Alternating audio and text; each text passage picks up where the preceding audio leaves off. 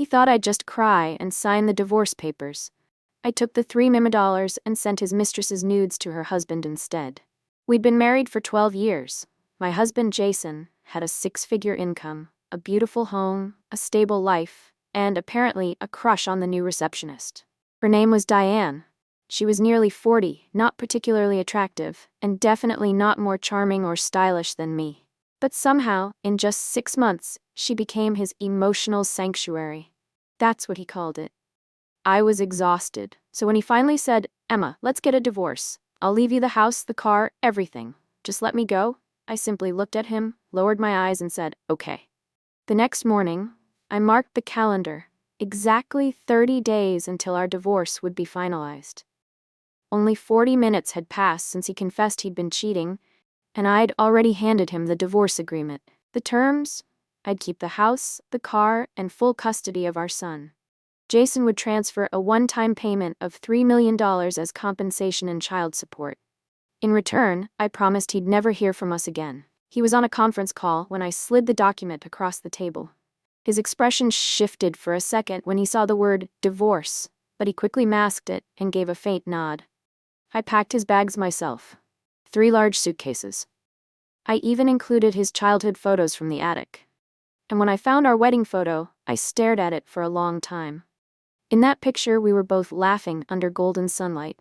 He used to whisper to me, "Emma, I'm the luckiest man alive." We met in college. Back then, he was just a broke engineering student with worn-out sneakers. I was the girl everyone chased, but I fell hard for him. He was calm, kind, handsome, and had that quiet confidence that made you want to believe in him. After graduation, we married. He started a company with friends. I became a full-time mom the moment I got pregnant. I supported his dreams, managed our home, raised our son. When the business took off, so did his social calendar. Late meetings, business trips, endless networking. I still made time to work out, dress well, take care of myself. And Jason was still a good dad, cooking sometimes, handling tough in-law moments with me. People called us the perfect couple. I thought so too. Until I didn't. It started small, meetings that ran too late, occasional overnights at the office. I brought him dinner a few times. Everything looked normal. Diane was just the receptionist, sitting behind the front desk, quiet, petite, plain. But her voice, soft, almost syrupy. She smiled and greeted me politely. I thought nothing of her. I even told Jason to be kind to her. I'd heard Diane was recently divorced. Her ex-husband cheated on her, and this was her first job since. She was always early, remembered everyone's coffee orders, sometimes brought in home-baked snacks. Some colleagues even paid her to prep their lunches. I told Jason, "She's had it rough. Be nice to her." He just replied, "Emma, the office isn't for personal connections. I already told her not to cross boundaries." I even joked back, "Wow, you're the only CEO I know without an office crush." The irony. So why did he choose that morning to ask for a divorce? Because I made him a bowl of hangover soup, like I always did after his late-night drinks. He looked at it, sighed, pushed it away, then stared at me and asked, "Can we get a divorce?" Just like that. Flat. Honest. No preamble. Then he said it. He'd been cheating for 6 months. Every late night was a hotel. I felt my chest cave in, like my lungs forgot how to breathe. But I stayed calm. I asked who it was. He said Diane. I thought I misheard. Diane? While he continued his call, I finished dinner, cleaned the kitchen, and sat on the couch like nothing happened. He later walked into the bathroom and called out, "Babe, where's my towel?" I didn't even look up. "I packed all your things. Use mine if you need to. I'll toss it out after." Silence. When he came out and saw the suitcases by the door, he sat down across from me and slid the agreement back, suggesting he pay child support monthly. I interrupted. "No. One-time payment. Clean break. I'm sure she wouldn't want you keeping contact either." He frowned. "Emma, he's my son too. I deserve to be part of his life." I stayed firm. "You cheated. You pay. That's fair. Raising a child isn't just about money. It's presence, effort, time. Can you offer that while chasing your new love?" He had no answer. Finally, he muttered, "You'd really take $3 million to erase me from his life." I pointed to the agreement. "That's compensation. If you want to send him more, set up his own account. I'll manage it." Jason let out a bitter laugh. "I never knew you cared about money this much." I stared at him. Love didn't stop you, Jason. Why should it stop me? He said nothing more, just signed the papers and called his driver. I finished my movie, went to bed. The next morning, my son ran out of his room hugging me tight. Mommy, I had the best dream ever. I smiled, listened and told him, Daddy's really busy right now, sweetheart. He'll be away for a while. My boy just nodded, lips tight, then whispered, It's okay, I've got you. I smiled and quietly walked to the bathroom before the tears could fall. The days after felt numb. I'd wake up, brush my teeth, pack lunch for my son, and send him off to school with a kiss on the forehead. Then I'd stand at the kitchen sink, staring out at the yard like it was something new. But everything around me felt like static. Familiar, but hollow. 28 days to wait. That's how long the state required before the divorce would be finalized. I didn't circle the days anymore. I just counted them quietly, like peeling petals off a flower. I hadn't told my parents yet. They only lived about 20 minutes away, still in the house I grew up in. Retired teachers, still sharp, still active in the community. They only had me, their only daughter. I knew they'd support me, no matter what. But timing mattered. My dad had just been through a rough patch with his heart again. I didn't want to give them something new to worry about. But that decision was sort of made for me. 3 days after Jason and I signed the papers, I got a call, not a text, an actual call from him. It caught me off guard. I let it ring twice before picking up. Hey, he said, voice even. Your mom called me, said she's making a big dinner tonight and wants both of us there. She said she's trying out that new roasted duck recipe you used to love. A pause. I think we should go. I blinked, surprised. You think we should go? Jason, we're getting divorced. I know, but your parents don't. I don't think your dad's ready to hear it. Let's wait a little, at least until he's more stable. One dinner, that's all I'm saying. I exhaled slowly. You don't get to act like the considerate son-in-law now. Emma? No, I said, sharper than I intended. If you were really thinking about my dad, you wouldn't have picked this exact chapter of my life to cheat on me. Don't you dare act like this is some noble move. Silence. Fine, he said, I won't go, but you don't need to make this harder than it is. And he hung up. That night, I drove to my parents' house. My mom was humming in the kitchen, her hands working through dough with practiced rhythm. My dad was watching an old baseball game, the sound low, eyes slightly glazed over from meds. I stood in the doorway for a moment, just breathing. Then I said it. Mom, Dad, Jason and I are getting divorced. My mom froze. Then, after a second, she wiped her hands, walked over, and pulled me into a hug. She didn't cry. She didn't gasp. She just held me, the way she did when I was a kid, with scraped knees and stubborn pride. Later, I told them everything. My mom sat close, holding my hand the entire time. She didn't say much until the end. Then she looked me straight in the eyes and said, I only ask one thing, sweetheart.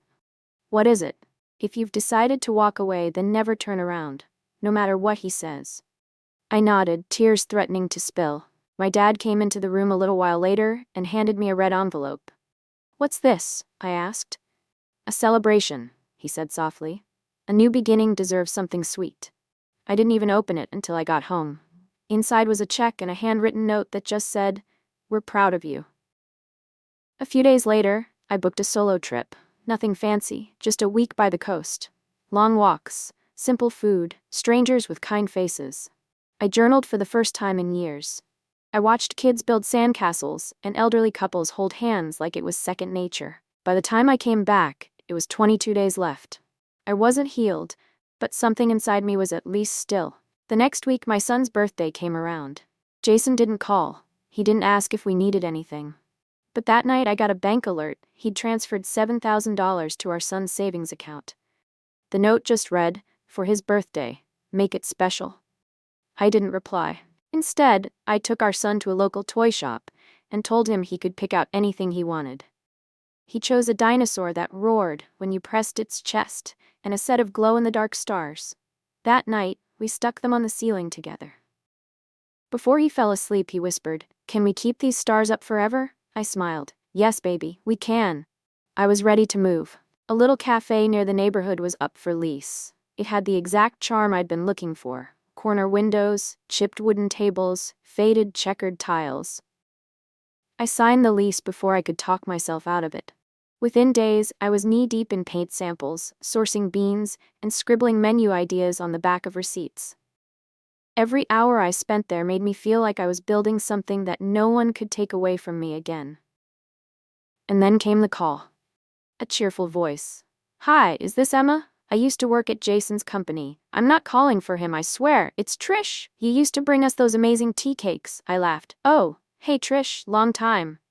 She chatted away, telling me about all the chaos at the office.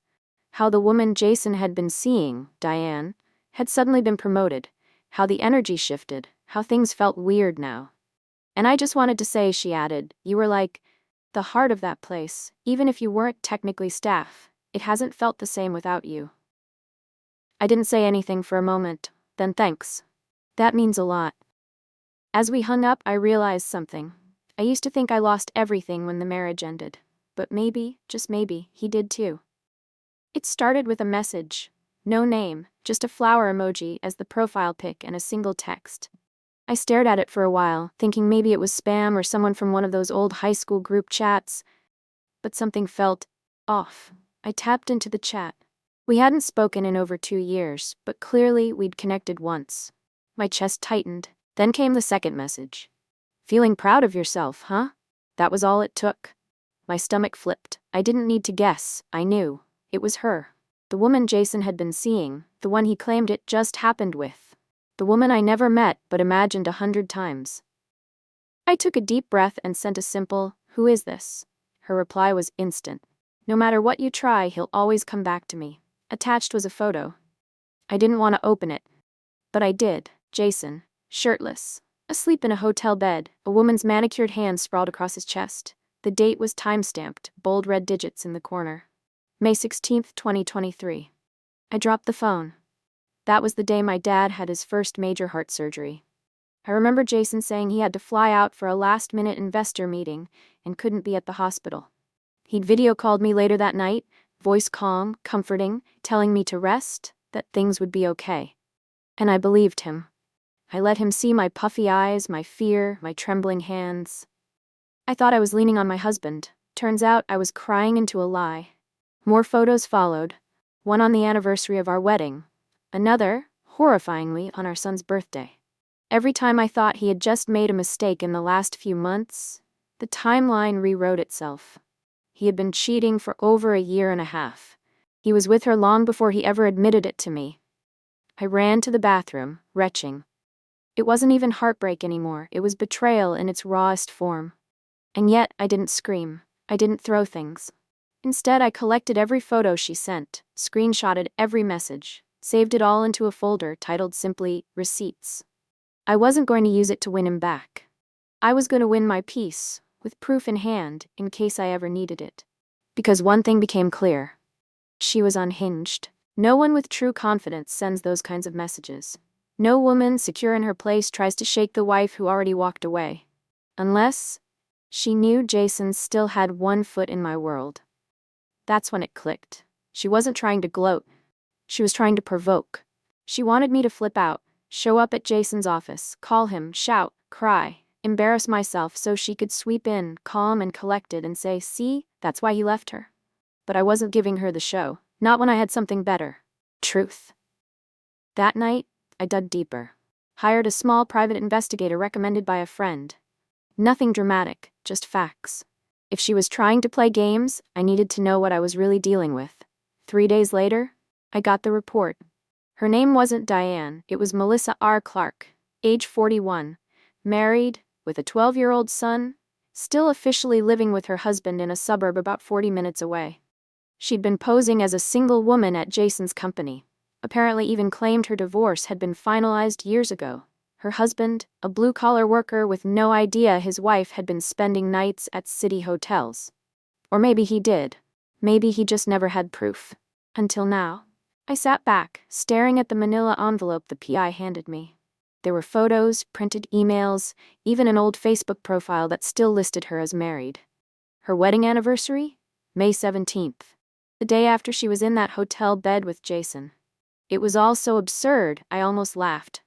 Jason, who once told me he couldn't respect people who faked their image, had fallen for someone who'd staged her entire life like a Netflix crime doc. For a brief moment, I imagined what she'd do if this ever reached her husband. And then I closed the folder. Because I wasn't there to ruin her life. I just needed her to know I could. The next time she tried me, showing up uninvited, pretending to look for a missing document Jason left at the house, I let her in. She strutted like she owned the place, looking around with false pity. Wow, you really changed everything. What's the matter? Couldn't stand being surrounded by memories? I said nothing. Then my son came out, rubbing his eyes, asking if Daddy had come home early. Her eyes lit up. Oh, sweetheart, she purred, crouching down. Daddy's in a meeting, but who knows when he'll be back? Maybe not even tomorrow, right? I saw red. After I tucked my son back in, I returned to the living room where she was already sipping wine. Wine she helped herself to. You came to play games, I said calmly. But you walked onto the wrong board, she smirked. Did I hit a nerve? Don't pretend you don't care anymore. I walked over and slapped the wine glass out of her hand, then, without warning, slapped her across the face. Hard. She stumbled back, stunned. Get out of my house, I said. When she lunged at me, I pulled out my phone and started filming. Smile, I said. Let's show the world who you really are. Her face twisted and she backed off fast. She made a show of pretending to cry, dialing Jason in tears. I didn't care. When Jason called me, voice tense, trying to scold me for overreacting, I said flatly, she showed up uninvited. She taunted my son. She tried to make herself the victim. If she wants to call the cops, I'll show them everything, including her real name, marriage certificate, and photos with you. Jason fell silent. And one more thing, I added. Don't ask me to attend your dad's birthday. I've declined your polite little invitation. He didn't argue. Because he knew I wasn't bluffing. Later that week, my investigator called with an update. Melissa, or Diane, or whatever name she was using, had called her husband, offered him money to file for divorce quietly, scheduled the paperwork for the following week. She was tying up her loose ends. Fast. Because she knew time was running out. But so was mine. Only 10 days left, and by the time I signed the final papers, I'd have the last piece in place. I wasn't just going to move on. I was going to rebuild, on my terms. The morning of the court appointment felt like waking up to the last day of a job you once loved, then slowly learned to hate. I didn't bother dressing up, jeans, a white shirt, no mascara, my hair tied back. The real me, the one that had been hidden under years of compromise and trying to be the good wife. Jason arrived late. He was breathless, in a navy button-up, trying to look sharp, like he could still control the narrative. I barely glanced at him. We said nothing. Sat, signed, waited. When the clerk handed us the final decree, I took it with both hands, stared at my name, my full maiden name, and exhaled. Done. Jason looked at me. Do you want to get lunch? Just to talk. I shook my head. I have a business to run. Outside the courthouse, the sky was blue. Strangely bright. The kind of day people post photos of with cheesy captions like New Beginnings. But I didn't need to post anything. I already had a plan. I took out my phone and forwarded the folder. All the photos Melissa had sent me. To her husband. Every single one. Not because I wanted drama, not because I wanted revenge, but because I wanted the last lie to unravel itself. That night I slept like a rock.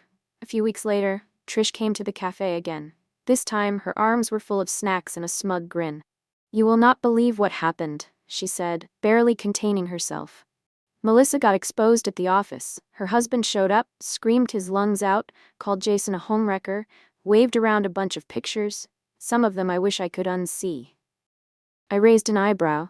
Oh, and get this. Jason didn't even come out of his office, made security deal with it, tried to deny everything. But the pictures were already circulating. Some investor caught wind. Their competitor picked it up and ran with it.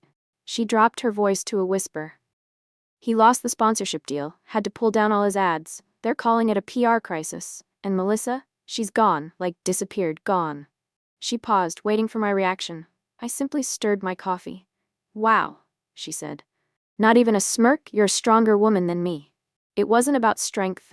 It was about peace. I had already cried, screamed, retched, trembled.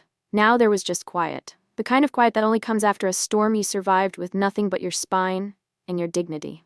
1 month later, Jason showed up again. He looked tired. There was a messiness to him I hadn't seen before. Shirt unbuttoned at the top, dark circles under his eyes, an energy that felt more desperate than charming. "Emma," he said, standing awkwardly by the counter. "Can we talk?" I nodded to one of my employees. She brought him a glass of water. He didn't touch it. "I miss our family. I miss you," he said. "I know I screwed up. I thought you'd come back or at least yell at me. But you just walked away." I said nothing. "I'm willing to put everything in your name. The house, what's left of the company. Hell, even future earnings. If that's what it takes to prove I'm serious." I almost laughed. Not because I was amused, but because this man thought he could buy back what he broke. "Jason," I said, calm as ever. "This isn't about property or paperwork. It's about time and trust. You wasted both, with me, with our son." He flinched. "You don't get to walk into my life just because yours is falling apart." He reached into his pocket and pulled out a phone. "Look. This was my second account. I wrote in it every day. Photos of you, memories, even after I messed up. It wasn't all fake, I swear to you." He tried to hand me the phone. I didn't take it. Instead, I looked him in the eyes and said, "You're right. It wasn't all fake. That's why it hurt so much." Then I turned, got into my car, and drove home. His phone? He tossed it into the passenger seat before I could stop him. At home, I threw it straight into the trash. That's all it was now. Digital ashes of a fire I refused to reignite. 6 months later, my cafe had 3 branches. One of them was regularly catering to a big tech company whose CEO, a kind, grounded man, just happened to really love our espresso blend. We spoke in brief hellos and work talk. One day, he posted a picture online, a wedding photo. I smiled and liked it. He messaged a simple, "Thanks. My wife loves your cafe. Keep making great coffee." I replied, "Glad to hear. We're opening a new one soon. I'll send her a gift voucher." No flirting, no regret, just a quiet kindness between strangers. Because I wasn't jaded, I wasn't bitter, but I wasn't naive anymore. I didn't need to chase anything. I had built something that belonged to me, not to a marriage, not to a man, not to a memory. Me. Sometimes people ask if I ever miss him, and I say no, I miss who I thought he was. But that person never existed. That's not heartbreak, that's clarity, and it's the best thing I've ever known.